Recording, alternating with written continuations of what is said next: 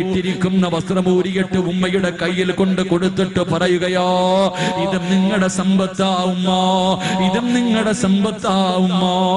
ഇറങ്ങി പോകുമ്പോ ഉമ്മ പറയുന്നു, മോനെ മിസ്സഫേ,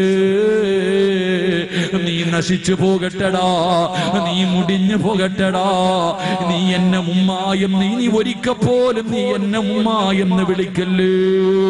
ഞാൻ മരിച്ചാ എന്നെ കാണാൻ പോലും നീ വരല്ല മിസ്സഫേ.